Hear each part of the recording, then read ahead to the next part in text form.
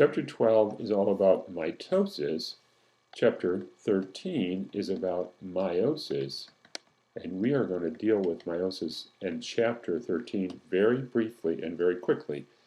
It's a small chapter in the book, and there are only a couple of highlights we really need to get out of it, and let's get to that. So, in bacteria, cell division is called fission. In eukaryotes, cell division is either mitosis or meiosis. Meiosis involves sperm and egg production, cell division leading to sperm and eggs, and mitosis is all others. So there's lots and lots of mitosis, and the big focus of Chapter 12. Let's take a look at meiosis. And here's an image that I made of mitosis and meiosis, just lining up the cell cycle phases. So I took this circular cell phase, and cell cycle rather, and I stretched it out. So we'd go from G1 to S to G2 to M to G1 to S to G2 to M. Now, before we go to meiosis, let's also define this. In G1, your cells are said to be 2N. You've got one copy of a human genome. A genome is all the DNA needed for that species. You got one copy of a human genome from your mom and one from your dad.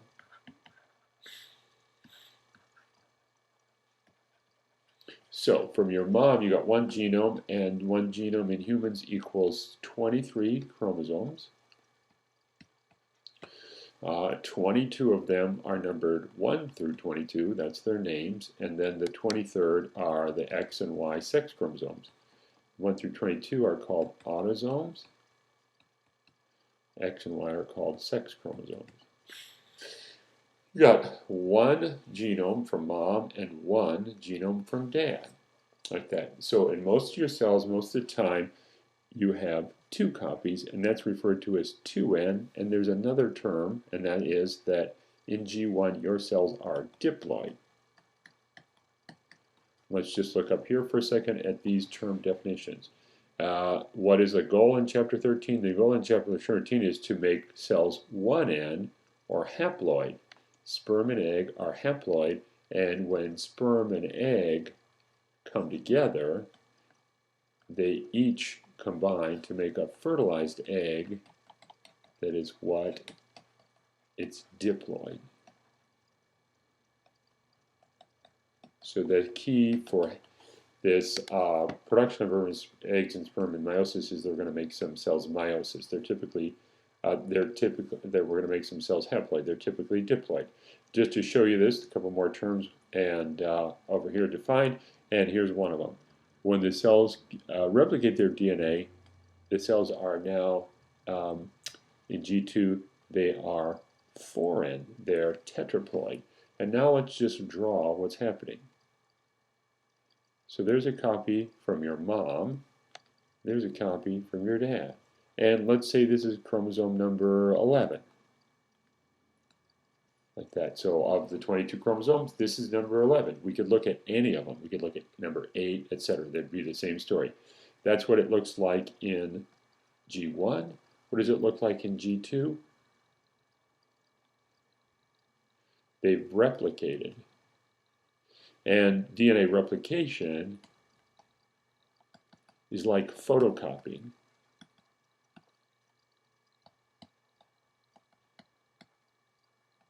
They're identical copies. These two are identical. Whoops!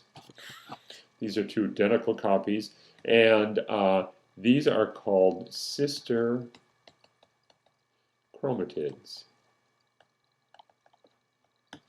And these are sister chromatids. That's a general term. Sister chromatids are identical copies, like that. Okay? Now, let's just look at this. Chromosome 11, mom's and dad's chromosomes are not identical. They have the same genes, like maybe there's the insulin gene. But we'll learn more and more that they may have slightly different versions of the same genes. And these are called homologs, or homologous chromosomes. Okay? I think it's UES maybe. Okay, so we have two terms just defining here, sister chromatids and homologous chromosomes. And homologs are similar, but not identical. Sister chromatids are identical. And this is what the chromosome will look like in G2. See, tetraploid, 1, 2, 3, 4 copies of chromosome 11. They're tetraploid. Go through mitosis, and during mitosis, the sister chromatids separate. Each goes into one of the new cells, like that. And we go back down to G1 2N. So mitosis is going from 2N up to 4N, back down to 2N, up to 4N, back down to 2N, like that.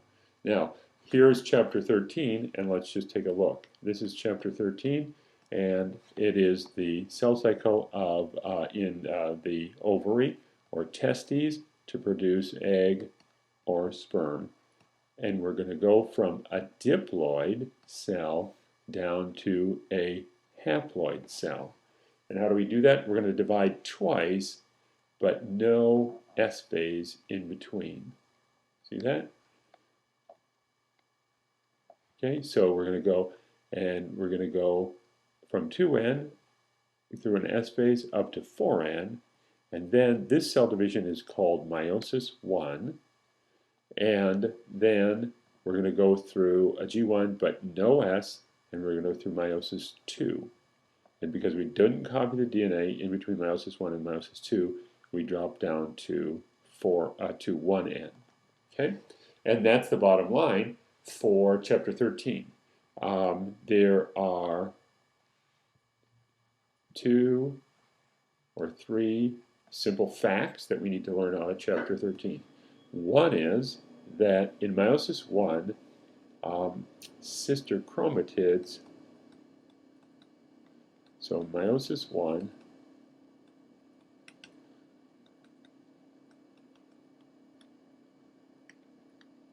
sister chromatids stay together. No big deal. During mitosis, sister chromatids separate. In meiosis 1, sister chromatids stay together. So moms stay together and both go to this daughter. Dads stay together and both go this way. Is that a big deal? No, it's not, because these are just temporary cells that are going to go through meiosis 2, and in meiosis 2, sister chromatids separate. So it's really just a detail that in meiosis 1, sister chromatids stay together, and in meiosis 2, they separate. Okay? So let's just number these actual facts. There are really 3 facts that we want to just memorize out of chapter 13. One is there's no S phase in between meiosis 1 and meiosis 2. 2, during meiosis 1, sister chromatids stay together. They then separate in meiosis 2. And then the third is that during meiosis 1, meiosis 1, homologous chromosomes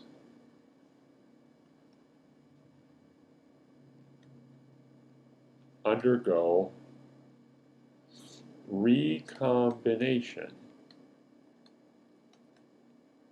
And recombination is also called crossing over. And it is random and rare. And the book deals with it well. So rather than describe it in great detail here, I'll ask you to read the book, read all of that chapter, and I'll just draw. Here's the effect of recombination, where one chromosome, like mom's chromosome 11 is broken, dad's chromosome is broken, and then the chromosomes are crossed over so that you inherited not mom's chromosome, but you inherited a mixture of mom's and dad's chromosome. So there's a mixing of that chromosome. The chromosomes are very, very long, and along their length, there are actually multiple places that cross over. Even though it's random and rare, it still occurs along the great lengths of the chromosomes relatively frequently. And so the purpose of crossing over is to provide a sort of a mixing of together of genetic information. You still inherit a gene from your mom and your dad like that, but it can be different along the length of the chromosome depending on crossing over. And that's actually all that I want to say about chapter 13. So read through it, take good notes, but focus on those as the real bottom line highlights of chapter 13.